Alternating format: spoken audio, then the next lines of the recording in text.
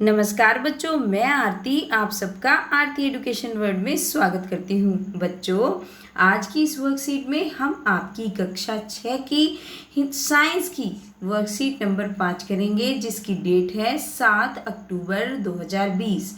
बच्चों, ये तो आपको पता ही है, नेम ऑफ द स्टूडेंट में आपको अपना नाम लिखना है, name of the class teacher में अपनी क्लास टीचर का नाम, अगर आपके स्कूल में बोला है सब्जेक्ट टीचर का नाम लिखो तो अपने साइंस टीचर का नाम लिख लेना। ओके, चलिए अब हम पढ़ रहे थे भोजन के घटक। हमने पिछली वर्कशीट में पढ़ा था कार्बोहाइड्रेट के बारे में जो हमें एनर्जी देता है।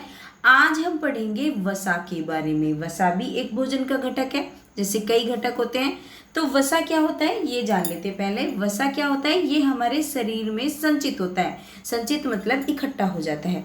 जो जीव सर्दियों में सुप्त अवस्था में चले जाते हैं ना, उनके शरीर में वसा इकट्ठा हो जाता है और उन जंतुओं को अक्रियाशील होने पर ऊर्जा के स्रोत में कार्य करता है। मतलब जब वो अक्रियाशील होते हैं तब भी उन्हें वो क्या देता रहता है, एनर्जी देता रहता है। मतलब वो इकट्ठा हो जाता है और ऐसा नहीं कि अभी यूज करना है उसका, अगर वो उन्होंने खा लिया वो बाद में भी उनको ऊर्जा देता है। ठीक है, चलिए क्या आप किसी जंतु या जंतुओं का नाम बता सकते हैं जो अपने शरीर में वसा संचित करते हैं? तो ऐसे कई जंतु हैं, आप लिख सकते हो, जैसे कि ऊंट होता है ना, और भी कई सारे जंतु होते हैं। आप एक हिरन का भी एग्जाम्पल ले सकते हो, और भी कई सारे जंतु होते हैं। एक भी लिख सकते हो, दो भी लिख सकते हो, तीन भी लिख सकते हो अगर आपको पता है।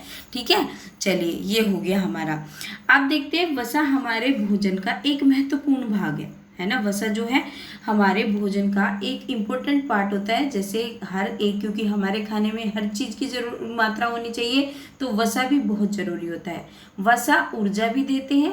वास्तव में जो वसा होते हैं ना, हमने पढ़ा था कार्बोहाइड्रेट हमें ऊर्जा देते हैं, तो कार्बोहाइड्रेट की तुलना में थोड़ा ज़्यादा ही ऊर्जा देते हैं ये। ठीक है, जैसे वो ऊर्जा देते हैं ये भी ऊर्जा देते हैं, उनसे थोड़ी ज़्यादा ही देते हैं। वसा हमारे शरीर में ऊर्जा संचित करने के लिए उपयोगी कहा गया है, क्योंकि और कोई चीज़ खाते हैं तो हम तुरंत ही उसकी मतलब तुरंत ही उसका वो मिल जाता है, एनर्जी मिलती है। लेकिन वसा जो होती है, अगर हम इनको खाते हैं तो बाद तक हमें ये ऊर्जा देते रहते हैं। अब देखो, जंतुओं से यानी कि जानवरों से हमें वसा प्राप्त होती है, और हमें प्राप्त होती है पौधों से वसा प्राप्त होती है ना। पादप मतलब पौधे और जंतु मतलब जो जानवर है। ठीक है, अब देखो जंतुओं से, जो जानवरों से हमें वसा मिलती है वो क्या क्या है। देखो, कोड लिवर ऑयल मिलता है, और हमें मक्खन या घी ये भी जानवर से मिलता है ना, गाय भैंस जो जानवर है। पनीर ये भी, दूध व मांस से वसा प्राप्त होता है। ठीक है, तो ये सब क्या है, जानवरों के द्वारा जो हमें वसा के स्रोत हैं। और जो हमें किससे, पेड़ पौधे से मिलते हैं वो क्या है, मूंगफली है, सोयाबीन है, ये सब पेड़ों से मिलते हैं। सूरजमुखी है, तिल है, नारियल है, जैतून है, वनस्पति तेल है, ये सब हमें मिलते हैं। जो आप पिक्चर देख रहे हो ना, ये सारी चीजें मिलती हैं हमें पेड़ों से, पौधों से। राइट, चलिए अब आगे चलते हैं। वसा की उपस्थिति। वसा की उपस्थिति को सामान्य परीक्षण द्वारा जांचा जा सकता है। अब हम इसका परीक्षण कैसे करेंगे, हम यही तो पढ़ रहे हैं हर वर्कशीट में कि वसा कि जैसे कोई भी आपका भोजन के घटक है कि वो होता क्या है, वो कहाँ से मिलता है, और उसको हम जांचते कैसे हैं। तो देखो, अब वसा को कैसे जांचेंगे। जब हम वसा का परीक्षण करेंगे ना, तो खाने की चीज़ों में वसा की उपस्थिति का परीक्षण ऐसे करते हैं। थोड़ा तेल लो, उसे कागज पर लगा लो। कागज तेलीय और परिभाषी हो जाता है, हम कागज के आर पार नहीं देख पाते। तो जब हम, क्योंकि उसमें वसा होता है ना, जब हम कागज पे हम थोड़ा सा तेल लगा लेंगे, कुछ भी लगा लेंगे, थोड़ा तेल लगा लेंगे, तो वो कैसा हो जाएगा, कागज हो जाता है पारभासी। मतलब वो थोड़ा थोड़ा तो उसके अंदर से दिखेगा, लेकिन बिल्कुल साफ नहीं दिखेगा, है ना, तो उसे बोलते हैं हम पारभासी। देखिए, दो टर्म होते हैं, एक होता है पारदर्शी। पारदर्शी तो वो होता है जिसमें हम बिल्कुल साफ साफ देख सकते हैं, है ना। जैसे इसके किसी भी चीज़ के ऊपर हमने कुछ रख दिया तो उसके आर पार दिखता है, तो जिसमें आर पार दिखता है वो होता है पारदर्शी, और जिसमें धुंधला दिखता है वो होता है पारभासी। तो वो कागज कैसे हो जाता है, तेल लगने पे पारभासी हो जाता है। चलिए अब दिया है इन्होंने, आइए अभ्यास करें। कुछ प्रश्न दिए हैं हमें करने को, कर लेते हैं फटाफट। जब किसी खाद्य पदार्थ से लिपटा कागज चिकना और पारभासी हो जाता है, इसका मतलब है कि भोजन में शामिल है क्या है, तो अभी तो पढ़ा हमने, अगर पारभासी हो गया तो इसका मतलब है वसा है उसमें, ठीक है। सादृश्य को पूरा कीजिए। अब सेम है, प्रोटीन है, मक्खन है, सेम में प्रोटीन होता है ना। तो सेम को इन्होंने बताया कि ये हमें, ये जो समीकरण है ये हमें पूरी करनी है।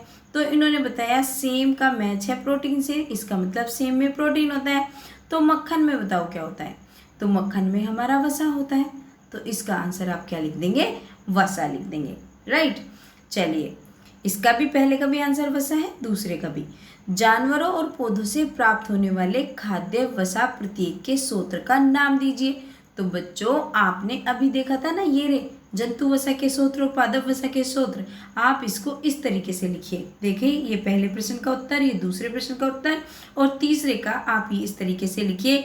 जानवरों से प्राप्त क्या क्या चीजें हैं, जानवरों से प्राप्त वसा जो है मीट, दूध, मक्खन, मछली। आप यहाँ पे कोमा लगाइए बच्चों, कैसे करना है मैं बताती हूँ आपको। ये जो तीसरे नंबर का क्वेश्चन है, जानवरों से प्राप्त वसा, यहाँ पे आप लगाइए 2 डॉट, और उसके बाद मीट के बाद कोमा, मक्खन, दूध के बाद कोमा, मक्खन के बाद कोमा, और मछली, ठीक है। पौधों से प्राप्त वसा, यहाँ पे 2 डॉट लगाइए, मूंगफली, सोयाबीन, नारियल आदि। तो ये हो गया आपके तीसरे प्रश्न का उत्तर, ठीक है बच्चों। चलिए अब देखते हैं जो है हमारा कौन सा, अच्छे और बुरे वसा वाले भोजन के प्रत्येक उदाहरण का नाम देना है, ठीक है। जो अच्छा है और जो बुरा है। तो अच्छा वसा क्या है, अच्छा वसा है नारियल में।